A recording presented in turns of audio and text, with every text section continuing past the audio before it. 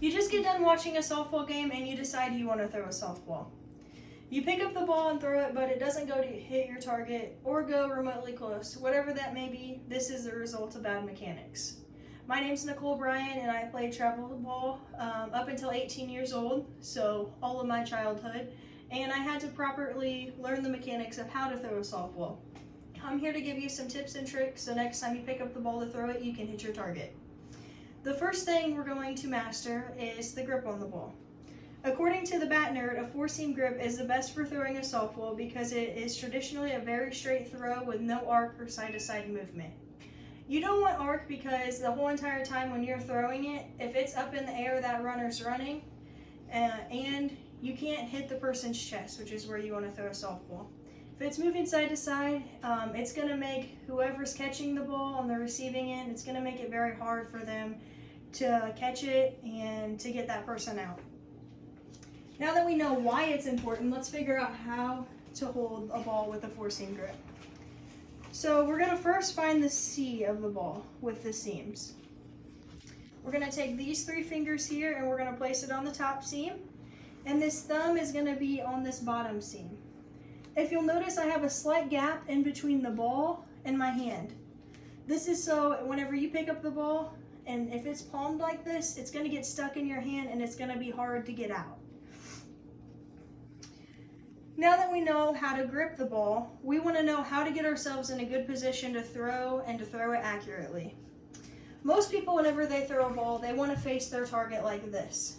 This is mechanically incorrect. In order to be in line with our target, we want to have our shoulders and our feet lined up. So this is going to look like this. My shoulders and my feet are both in line. Now we're going to figure out our arm angle. According to Matthew Schramm with Sport Trek, your throwing arm should be backward and upward facing away from your target. So the ball should not be like this, it should be like this. According to Softball Australia, your head should be over your belly button and your eyes should be in line with your target like this. So far, this is where we are at in our throw. Also, we want our glove hand or our glove elbow to be facing our target. This is just going to help get your body in line and step towards your target. You want your feet to be shoulder width apart, and you want to have a slight bend to your knees because this is where your center of gravity is and it's your most athletic position. So you see here we have a basketball player who is guarding. You notice that he does have his knees bent, shoulder width apart. He's athletic. Same with this football player here. And same with this soccer player.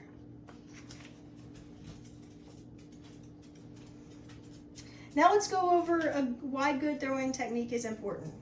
We always want to step towards our target. If we open our foot or move it inward, that's going to hurt where the ball goes. It's either going to go to the right or to the left. So always make sure to step towards your target. Once we have that, whenever we begin throwing, we're going to step. Whenever our hips start to rotate, it's going to make our arm open up and go over. We want to make sure our arm rotation is over the head, like this, and down. This, according to the University of Georgia, a good rule to follow is thumb to the thigh and ball to the sky. So, if I'm doing it right, my thumb is pointing down and my ball is going towards the sky. This is going to have a good 12 o'clock to 6 o'clock spin, improving velocity and accuracy. Also, whenever we throw, we want to make sure and tuck our glove. According to Phil Rosengren, if you don't control your glove but instead swing it out or let your glove drop, you'll open up and you'll lose the rotational power needed for maximum speed and velocity. Lastly, follow through is very important. Whenever we follow through, as a right-handed thrower, my ball is going to be facing away. I'm going to step.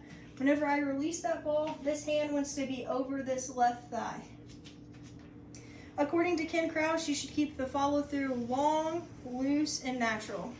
So we're just going to go over like that. Since we're inside, I'm going to go ahead and demonstrate this with a tennis ball. Our ball's facing away like this. We're going to step and snap down like that. Now I've went over different steps of the proper way to throw a ball with good mechanics. So next time you decide to pick up a ball and play catch, you're going to have the mechanics down to do that. Thank you all for your time.